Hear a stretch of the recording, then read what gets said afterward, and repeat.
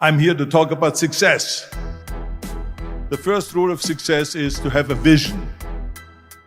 You see, if you don't have a vision of where you go, and if you don't have a goal where you go, you drift around and you never end up anywhere. I mean, as you know, I was born in 1947 in Austria after the Second World War. So I was very fortunate that I stumbled on my vision. And I didn't really like Austria when I grew up. I couldn't wait to get out of there. I couldn't see myself becoming a farmer or a worker in a factory or anything like that. Even though my parents wanted me to stay there and have a normal life. But that was their vision, not mine. My vision was totally different. I felt that I was born for something special, for something unique, for something big. Then one day I went to school. I remember I was 11 years old, and they showed a documentary about America. And there they showed in this documentary the huge skyscrapers, the high-rises, the huge bridges, the 6-lane freeways, and all of this stuff. And I said to myself, that's where I want to be. I don't want to be around here with these little farmhouses and these little buildings. I want to be in America. One day after school, I walked by a store in Graz. So I went inside and I looked around, and then I saw a magazine. I saw a bodybuilding magazine that had Reg Park on the cover. Reg Park was then a 3-time Mr. Universe. And I saw him on the big screen as Hercules. I read that and I said to myself, wow, this is the blueprint for my life. This is exactly what I want to do. I want to become a bodybuilding champion just like Reg Park. I want to get into movies just like Reg Park. And I want to make millions of dollars and be rich and famous just like Reg Park. You know how great it felt that I knew where I was going? Imagine the majority of people don't know where they're going. I knew where I was going, that I'm going to become this bodybuilding champion just like him. So it was just a question of how do you do it? I was so relieved, because when you have a goal, when you have a vision, everything becomes easy. So people always ask me, when they saw me in the gym in the pumping iron days, they say, why is it that you're working out so hard? 5 hours a day, 6 hours a day, and you have always a smile on your face.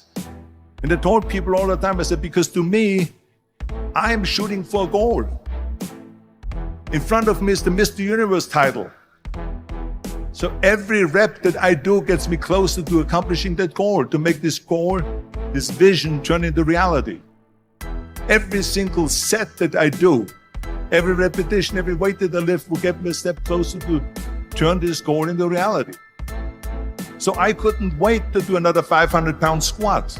I couldn't wait to do another 500-pound bench press. I couldn't wait to do another 2,000 reps of sit-ups. I couldn't wait for the next exercise.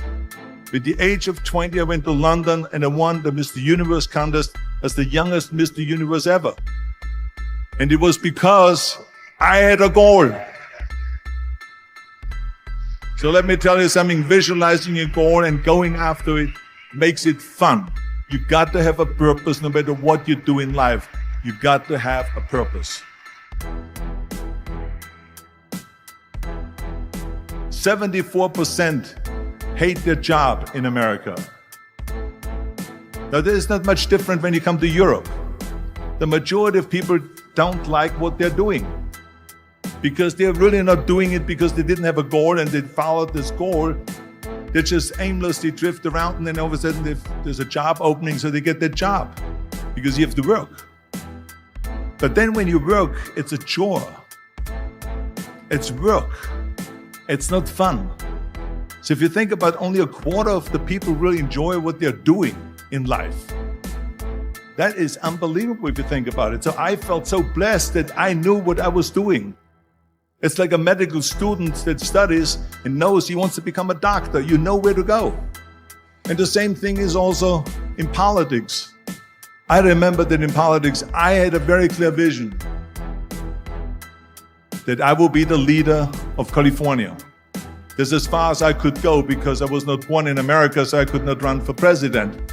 So being the governor of the fifth largest state, I should say the largest state, the fifth largest economy in the world, was for me really the ultimate title, the ultimate accomplishment in politics.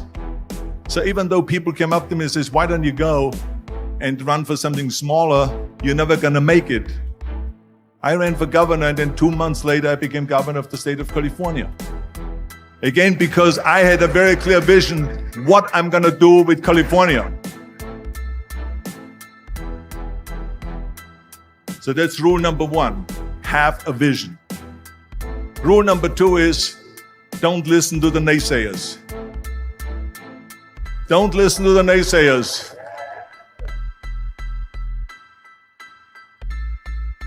Everything I ever did, the thing that I heard out of people's mouth was, that's impossible. That can't be done. Or no. That is exactly what I heard, and of course I proved to the people that it can't be done. So whenever someone said to me, it can't be done, I heard, it can be done. When they said no, I heard yes. And when they said it's impossible, I heard, it is possible. I'm a strong believer of what Nelson Mandela said, that everything is always impossible until someone does it. Well, I'm going to be the one, I said to myself, I'm going to do it and I'm going to show it to them. Maybe it has never been done before. That's perfectly fine with me. But I'm going to do it. And I did not listen to the naysayers. It's all about the hard work that you put in. I said to myself, in bodybuilding, I worked out 5-6 hours a day. I'm going to do the same thing now for acting. And of course, I went to college to study English. I studied the accent removal, acting classes, and all of this stuff, all day long. I worked and I worked and I worked. And within a short period of time, I made one movie called Hercules in New York, which of course went right into the toilet. But it didn't discourage me. I still had the same vision. And then all of a sudden I did Streets of San Francisco. I did Stay Hungry and Pumping Iron and The Villain. And then all of a sudden I was asked by Dino De Laurentiis and by Universal Studio to star in Conan the Barbarian.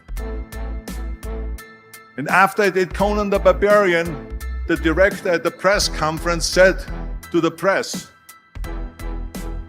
the director was John Milius. He said to the press, if we wouldn't have had Arnold, we would have had to build one. So think about that. The very body that they said can never be sold because the time is wrong. A few years later, I'm doing Conan the Barbarian, and it was the #1 hit at the box office when it came out in the summer of '82.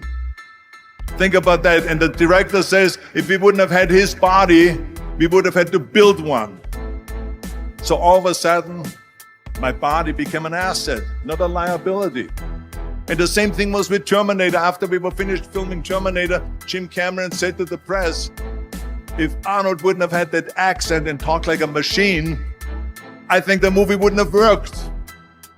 So think about that. The body and the accent that they attacked was an asset. But I didn't listen to those losers. I didn't listen to them at all.